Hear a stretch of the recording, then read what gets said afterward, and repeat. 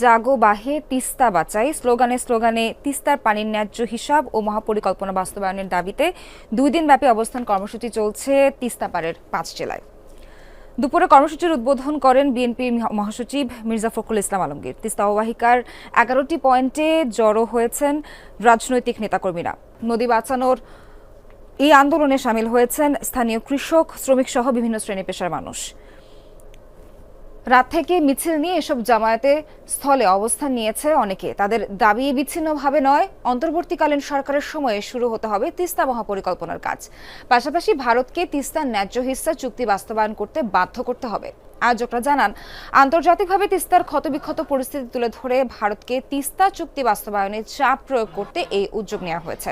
কর্মসূচিতে নদীর 2 পারে 242 কিলোমিটার জুড়ে গণপদযাত্রা, মানববন্ধন ও সাংস্কৃতিক অনুষ্ঠান সহ রয়েছে নানা আয়োজন। এসবের মধ্য দিয়ে তিস্তা পাড়ের মানুষের জীবন ও জীবিকা তুলে ধরা হচ্ছে। সমাপনী দিনে কাল ভার্চুয়ালি যুক্ত হয়ে বক্তৃতা দেওয়ার কথা রয়েছে বিএনপির ভারপ্রাপ্ত চেয়ারম্যান তারেক রহমানের।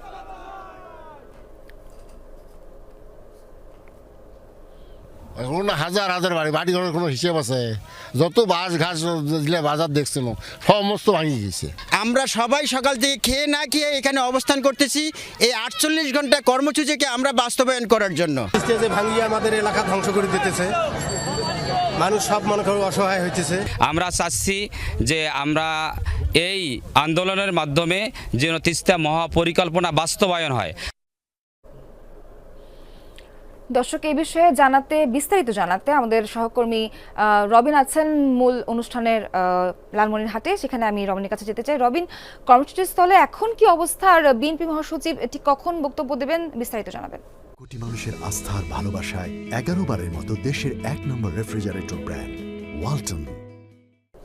সমাবেশ চলছে, অর্থাৎ জনতার সমাবেশ। তিস্তা নদী রক্ষা আন্দোলনের 48 ঘন্টা লাগাতার কর্মসূচির অংশ হিসেবে যে উদ্বোধনী পর্ব, সেই সমাবেশে এই মুহূর্তে বক্তব্য দিচ্ছেন বিপ্লবী ওয়ার্কার্স পার্টির সাধারণ সম্পাদক সাইফুল হক। মঞ্চ রয়েছেন বিএনপি মহাসচিব মির্জা ফখরুল ইসলাম আলমগীর, যিনি এর আগে অর্থাৎ দুপুরে 1টা নাগাদই তিনি এই কর্মসূচি স্থলে এসেছেন। কর্মসূচি স্থলে এই অর্থে বলছি যে যেখানটায় সমাবেশ হচ্ছে, যেই চরে বা তিস্তার বুকে জেগে ওঠা যে চর, যেটি আসলে একসময় তিস্তা নদীই ছিল, তার ঠিক পাশেই একটি প্যান্ডেলে সেখানে সেমিনার হয়েছিল। সেই সেমিনারে যোগ দিয়েছিলেন, কিন্তু কোনো বক্তব্য দেননি তিনি।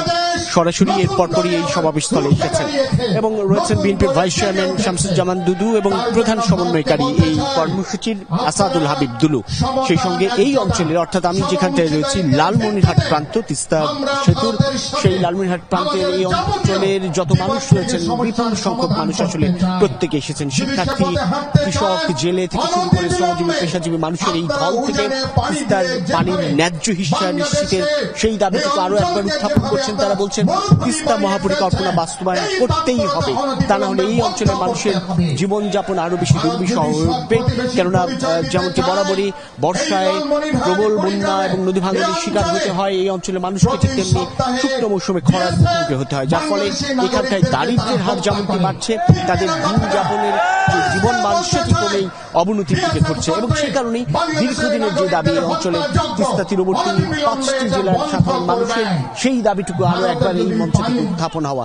48 ঘন্টার লাগাতার কর্মসূচি, এই অর্থে যে আজকের এই সমাবেশের মধ্যে দিয়ে আনুষ্ঠানিকভাবে শুরু হলো 11টি স্থানে তীরবর্তী অঞ্চলের একই রকম কর্মসূচি আসলে অব্যাহত থাকবে। বিভিন্ন পয়েন্টে বিএনপির এবং বিভিন্ন রাজনৈতিক দলের নেতৃবৃন্দ অংশ নেবেন। সেই সঙ্গে পালাগান, গম্ভীরা, নাটিকা, সেসবের মধ্য দিয়ে এক ধরনের প্রতীকী প্রতিবাদ তারা তুলে ধরবেন এবং এই জীবনমানের সাধারণ মানুষের তিস্তা নদীর যে প্রভাব সেটুকু তারা তুলে ধরার চেষ্টা করবেন। বক্তারা যেমন বলছেন যে ভারত একতরফা ভাবে তিস্তার পানি ব্যবহার করছে, যে পরিমাণ পানি আসলে বাংলাদেশে আসার কথা বা এই উজানের পানি যে পরিমাণ নেমে আসার কথা, প্রায় যদি 3000 কিউসেক পানি প্রয়োজন হয়, সেক্ষেত্রে 400 কিউসেক পানি হয়তো ভারত ছাড়ছে।